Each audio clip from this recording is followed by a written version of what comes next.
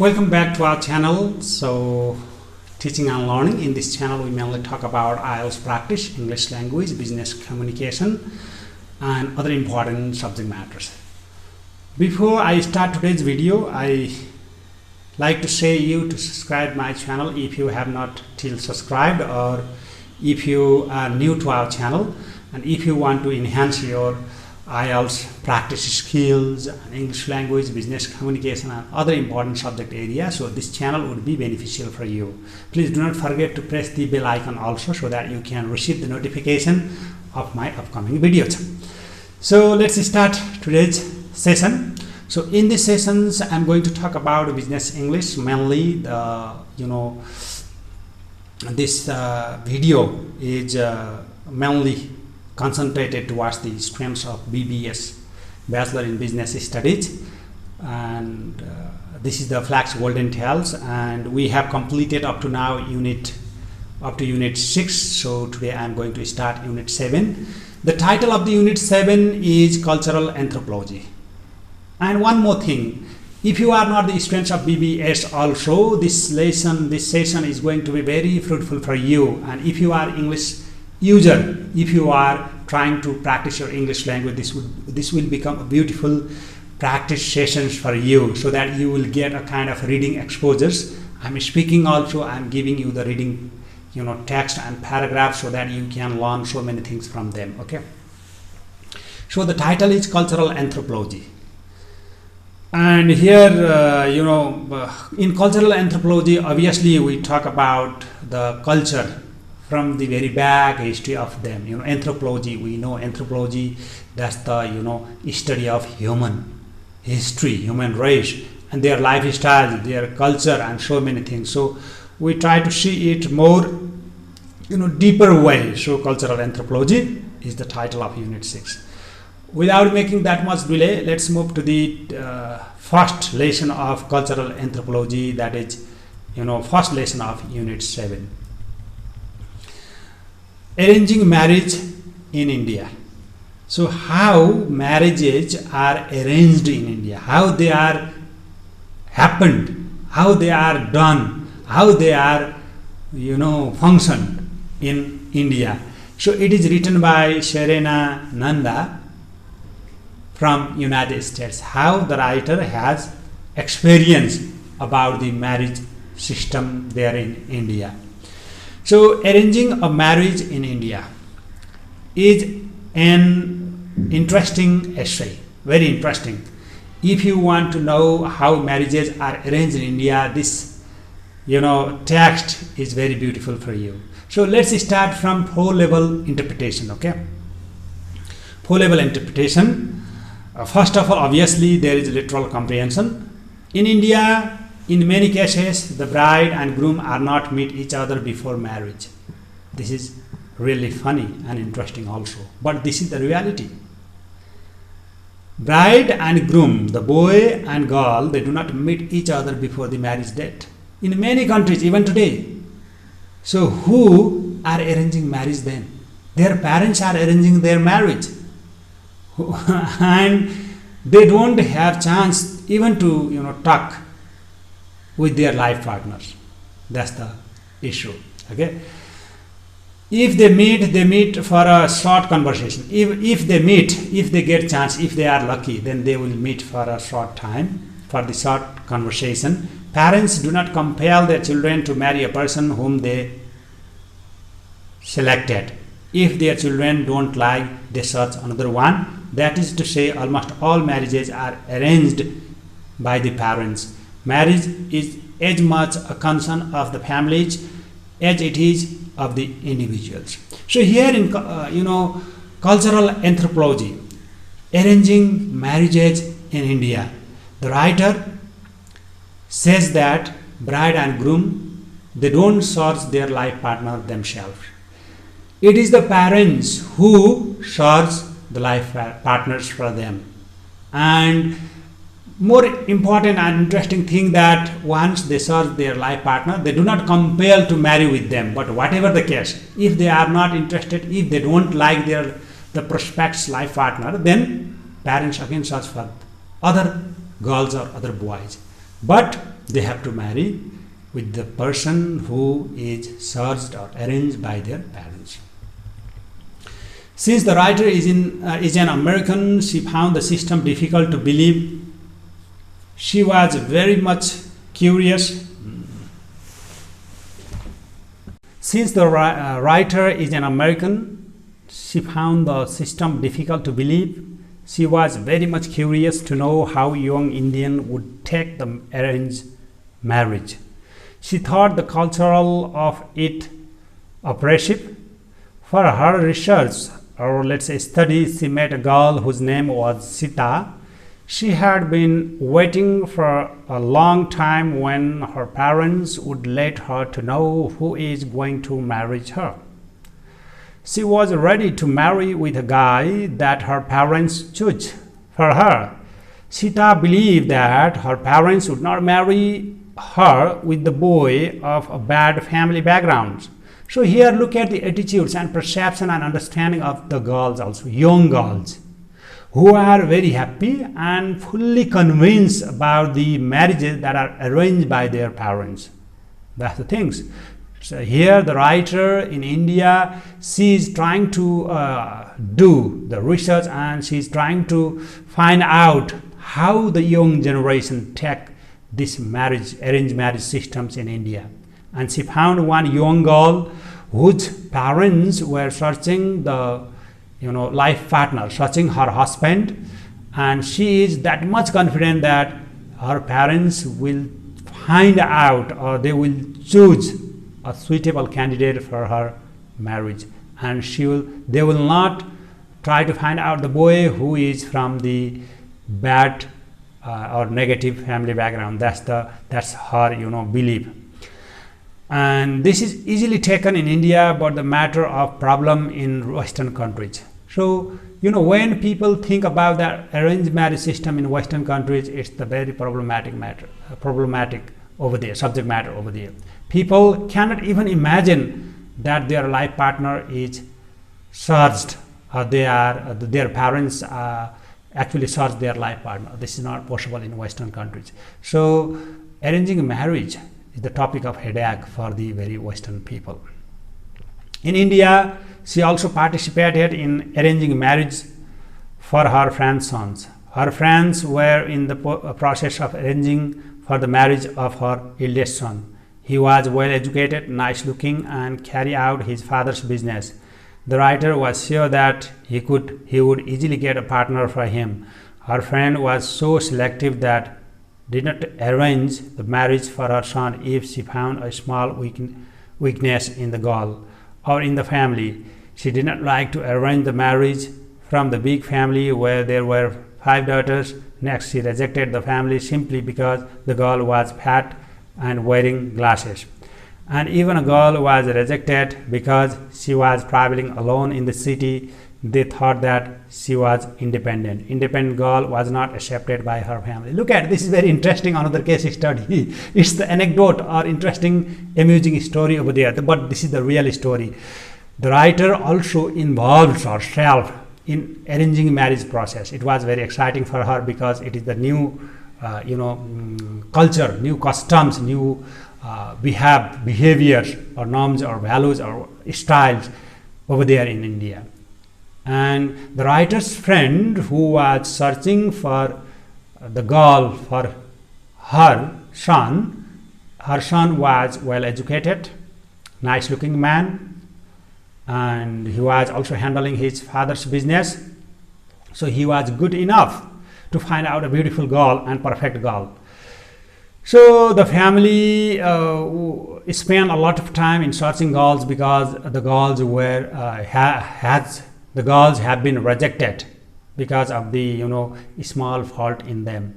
Either some girls are little bit fat, some of them are wearing the glass, and some of them are not that much well educated, and some girls are more independent and they are living outside of their house for their job and study. So there are many parameters because of which it became very difficult for the writer's friend to find out the suitable girl for her eldest son. That is one experience the writer is sharing over here. Regarding the marriage, India and America have different understanding. they have different understanding about marriage. People of India, they think differently than the people of America. People of America, they think different than the people of India. In India, the process of getting married, they look and seriously take the subject matter like appearance, social backgrounds, education level, family reputation is highly valued. In India, what happens, India people, they look for the appearance, how the boy or girls look like, okay? How his complexion, or let's say face, how his body is, what is the height, because people often look at the photo. Okay, can I see the photo of the girl? So that is the main start of the marriage. And once the photo is good for him or her, then they are ready to marry. So physical appearance is the first one in India, okay? This is really interesting. Social background. What is the caste? What is the religion? What type of social structures of the girls? That comes in the second position in India. And third one is education level. What is the degree of the girl? Is it school level, just a bachelor level or master level, or completed her PhD or whatever, that educational level. Family reputation. What type of family that belongs to the girls or boys? Family reputation. What type of reputation of their family? What is the power? What is the prestige? And how rich is the family? How family is treated in the community, and if sometimes in the nation also.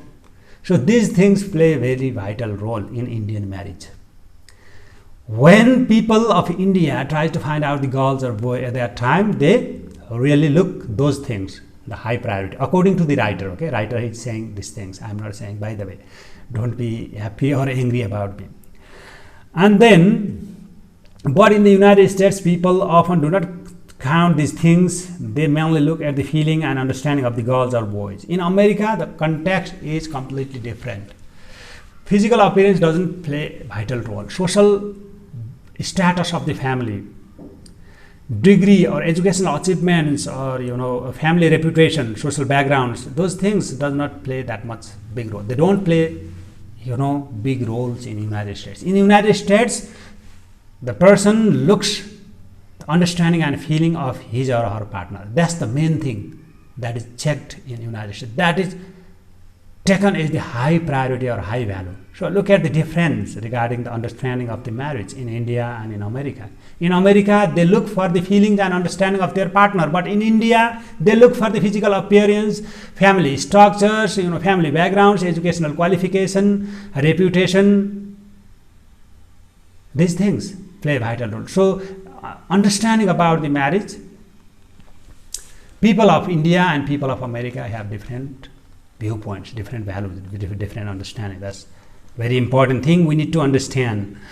Okay, in many cases, the bride and groom do not meet before their marriage. In many cases, in many conditions, in many places, in many cultures of India, bride and groom, they do not meet each other before the marriage. Their parents arrange everything, their relatives arrange everything, and they go and sit for the marriage. That's the thing. They go and sit for the marriage functions. That's the things. And in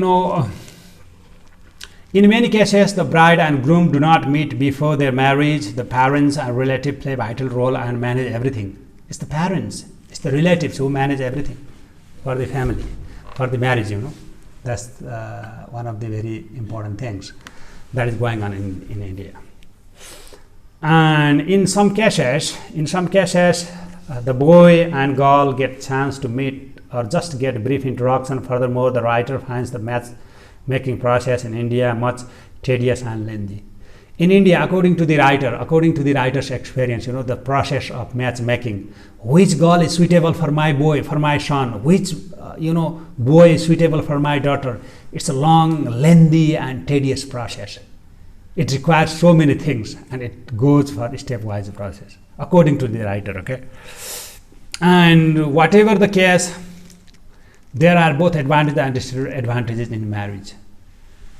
In Indian marriage, in the arranged marriage systems, there are both advantages and disadvantages. After 2 years, when she returned again to India, she found that her friend was still searching a girl for her son. Look at, the family is searching a suitable girl for the member of for the son. The parents are trying to find out, mother is trying to find out the suitable girl for her son for 3 years, 2 years, 2.5 years. Main job is that one. Okay, but she found that her friend was still searching a girl for her son. They got the boy, but the situation was the boy was close to 30 and her friend was little worried. Okay, the writer met family with marriageable daughter. The girl studied fashion design in the college. She was pretty. She was no permission from her parents to go out of the city to find out her career because of the restrictions. She was running a small dressmaking boutique. After a year, the boy was going to marry with a girl. So this is the scenario of arranging marriage in India. How marriages are influenced because of the Indian culture, Indian tradition, and Indian lifestyles. Over there in India also it may differ from culture to culture. There are, inside India also there are various types of cultures. We need to understand those things. So this way we have completed the literal comprehension. Arranging marriage in India. Okay, how marriage is arranged in India. Interpretation, what the writer tries to say through this text. The text discusses the Indian marriage systems. Furthermore, it tries to explore the thinking style, attitude, way of life, and relationship. Look at these are very heavy terms. Okay, we need to focus over here. Thinking style. There are completely different thinking styles in relation to marriage in comparison to United States and in India. Indian people think differently. Their thinking style is different in comparison to American people. Attitude, way of life, and relationship. Their attitude and their way way of life and relationship. What is their way of life, lifestyles, and their relationship? How do they take about the relationship? They don't take comfortable when the girls goes for her study and career outside. So girls should be in family control. They should be in the eye of the parents and relatives. The writer tries to compare the marriage systems of India with American one. In the beginning of the text, the writer is against and does not like the arranged marriage systems of India, but later on, the various things related to the arranged marriage turn her to positive thinking about it. In the beginning, writer had the negative feelings. She was not, she did not like the Indian arranging marriage system. But later on, when she found out the consequences, when she found out the how people actually take this, when she understood in a deeper level, she found the benefits, merits, and positive aspects of arranged marriage also. And the writer also suggests that the harmony between different cultures is necessary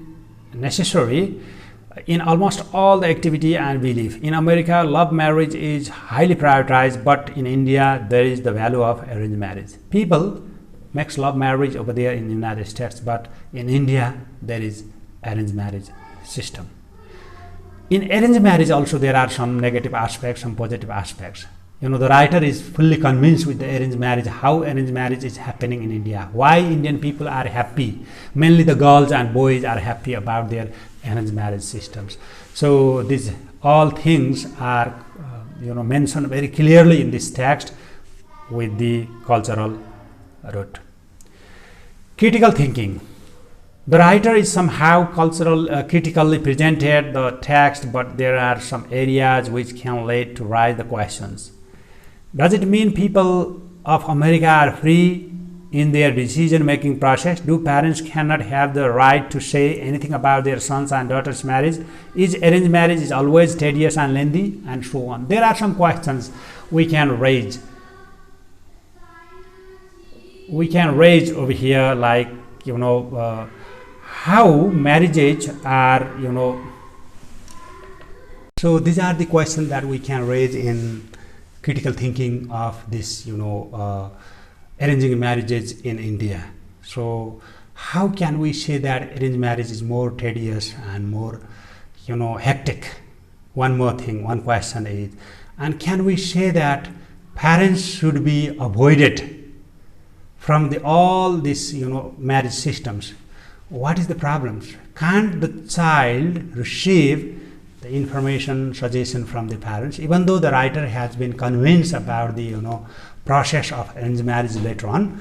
What we can say that it's okay to have the different styles and tradition about marriage, their thinking styles and so many things. So these are some questions that we can raise over here in this essay. And one more interesting thing, one more interesting question is, how can writer become convinced about the arranging marriage system? Even though she was grown up in United States, she was an American and so many things. So we need to understand that way.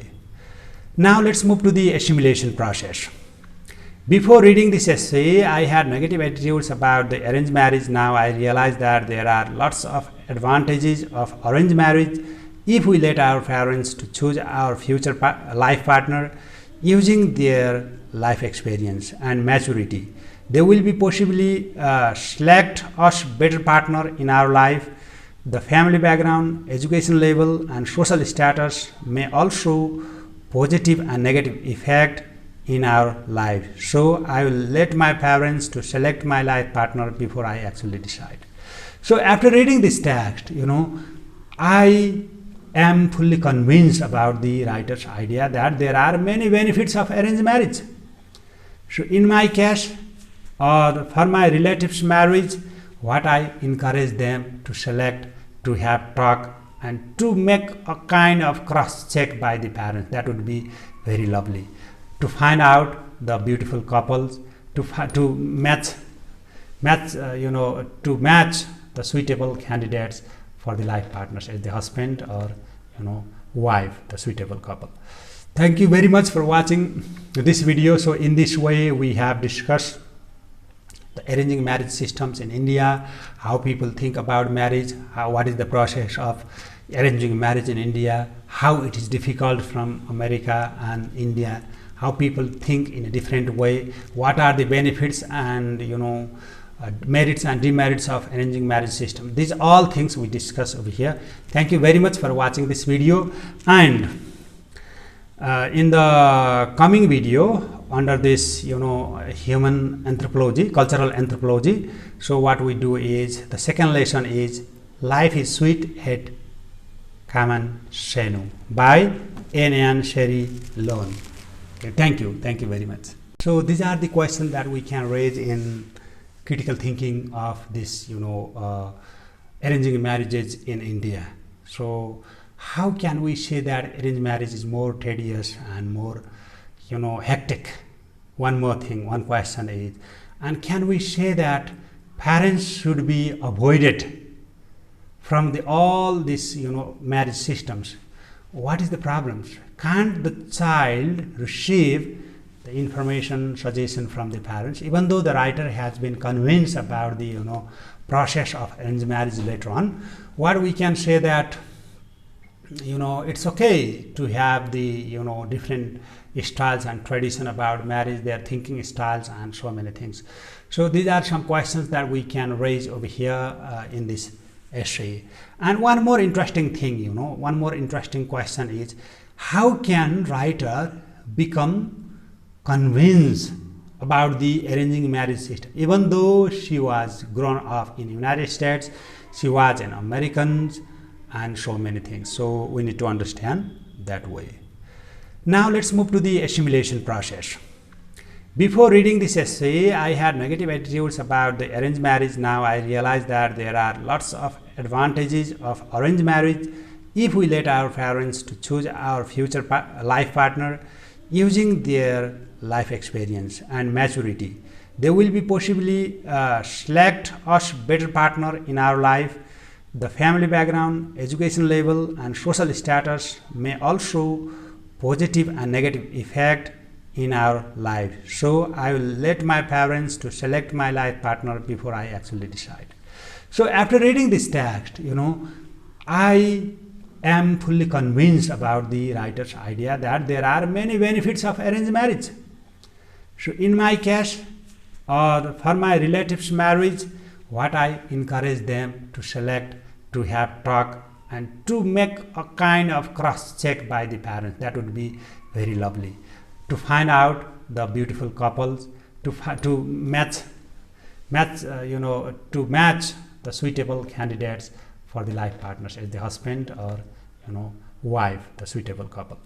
Thank you very much for watching this video. So in this way we have discussed the arranging marriage systems in India, how people think about marriage, what is the process of arranging marriage in India, how it is difficult from America and India, how people think in a different way, what are the benefits and merits and demerits of arranging marriage system. These are all things we discuss over here. Thank you very much for watching this video, and in the coming video under this human anthropology, cultural anthropology, so what we do is the second lesson is Life is Sweet at Kaman-Senu by N. Sherry Lone.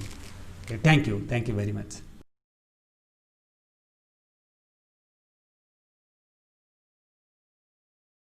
It is Life is Sweet at Kaman-Senu. So let's start the sweet story, very beautiful story. Life is sweet at Kaman-Senu. Kaman-Senu is a place, okay? So how life is sweet over there. So let's start from literal comprehension. Life is Sweet at Kaman-Senu is a story based on African attitude of power and love. In Life is Sweet at Kaman-Senu, the author shows characterization through speech and appearance. This statement is made. She clutched a she to her. I am glad I gave him the opportunity to come back, for life is sweet. This form of characterization used was speech in which Bola clutched her granddaughter to herself. She spoke of how happy she was that she let Magic come see her because he would be able to enjoy life. This is a form of characterization in which it shows how much Bola cared about her son and wanted him to enjoy the essence of life. Also, another form of characterization used here. He turned around from the window and looked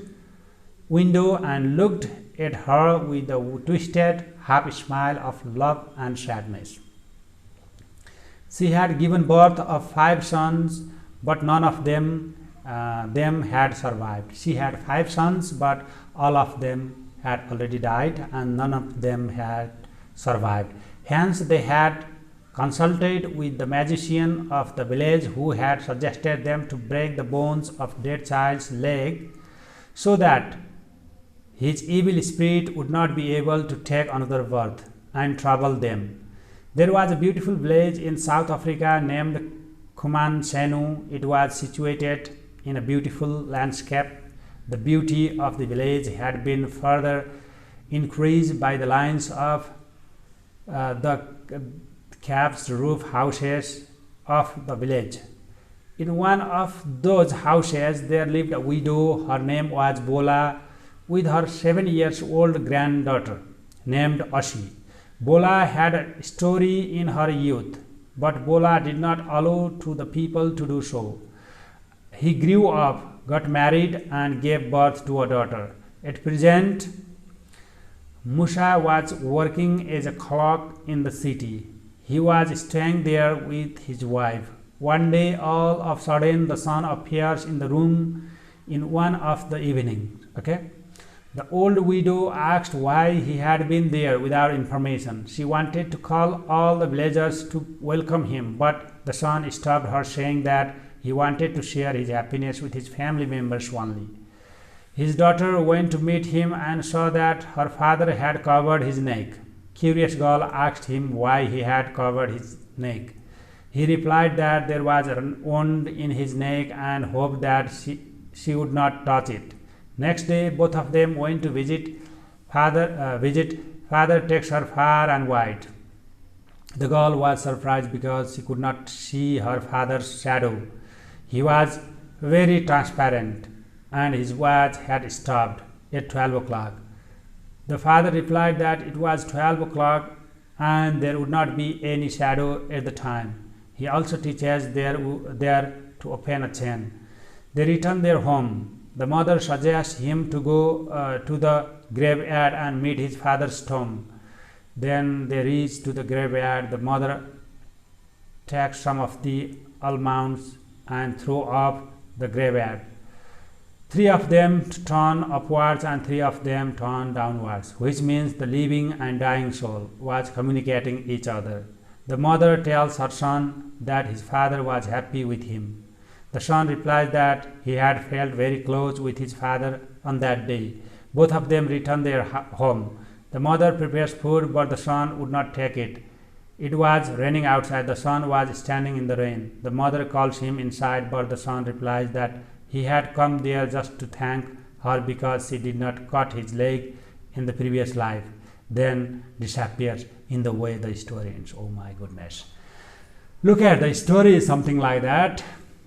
The lady Bola had 6 sons, but all of them were died. None of them were, they could not live. So, she went to the witch doctor and tries to find out the, solution how her son could be, alive. Then, he suggested her to break the leg of the son immediately after the death, so that before they put into the graveyard.